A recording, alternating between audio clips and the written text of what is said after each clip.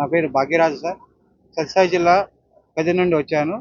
మా భూమి ఆక్రమణకు గురైంది. కదిరి ఎమ్మెల్యే అయినటువంటి కందికుంట వెంకటప్రసాద్ గారు సిఐకి మద్దతు ఇచ్చి మా భూమిని ఆక్రమణ చేయమని చెప్పి ఆక్రమణ చేశారు.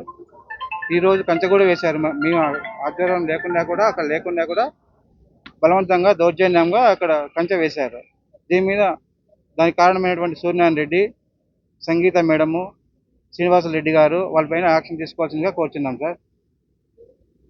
ప్రజావాణిలో దరఖాస్తు ఇవ్వడానికి వచ్చాము సార్, అర్జీ ఇవ్వడానికి వచ్చాము. మా సమస్యను త్వరగా పరిష్కరిస్తారని కోరుచున్నాం సార్. మేము CI Nagendra sir. CI sir దౌర్జన్యంగా చేస్తాను సార్. మేము వీడియో తీసానా, ఫోటో తీసానా, ఎవరు చెప్పుకుంటావో చెప్పుకోపో.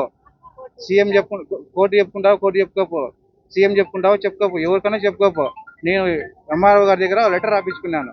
ఏమని రాపించుకున్నా, మీరు దౌర్జన్యం చేస్తారని చెప్పని ఒక లెటర్ రాపించుకున్నా. ఎవరు అడిగినా నేను ఆ లెటర్ ఇస్తాను. మీరు ఎవరు చెప్పుకున్నా చెప్పుకోపోని దౌర్జన్యంగా బలవంతం చేస్తున్నాడు సార్ మా దగ్గర. ఇది దాదాపుగా 4 నుంచి జరుగుతూనే ఉంది సార్. ఇది 4 సంవత్సరాలు జరుగుతూనే ఉంది. మనకు ఈ గవర్నమెంట్లో ఉన్న న్యాయం జరుగుతుందని చెప్పి వచ్చాను సార్. మేము మా ఎమ్మెల్యే గారు 5 సార్లు పిలిచారు సార్. పోయినాం అక్కడికి, ఆయన పట్టించుకోలేదు. రమ్మంటారు, వస్తాం, కూర్చోండి మళ్ళీ పని ఉందని చెప్పి వెళ్ళిపోతారు సార్. ఆయన అయితే ఎమ్మెల్యే గారు పట్టించుకోలేదు సార్. ఇప్పటికి 8 సార్లు పోయినాం ఎమ్మెల్యే గారి దగ్గరికి. ఆయన ఒక్క విషయం పట్టించుకోలేదు, ఏం పట్టించుకోలేదు. సిఐ గారు పిలిచారు, దౌర్జన్యంగా చేస్తారా అంటారు. ఇప్పుడు మాకు ఉండేది 34 సెంట్లు, కానీ దాంట్లో 79 సెంట్లు యాడ్ చేసినారు. ఆ 79 సెంట్లు మిగతా సెంట్లు ఎవరు యాడ్ చేసినారు? అథారిటీ ఎవరికి ఉంటుంది?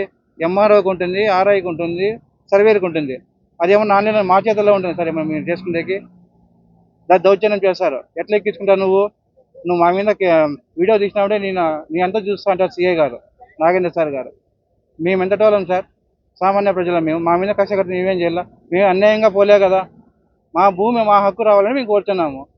ఆయన అది కాకుండా దౌర్జన్యం చేస్తే మేమేం చేయాల? ఎవరిని అడగల మేము? అందుకే ఇక్కడ వచ్చి ప్రజావాణిలో సాక్షి సీఎం గారికి, డిప్యూటీ సీఎం గారికి మా విన్నపం తెలియజేసుకుందామని చెప్పి వచ్చాం సార్.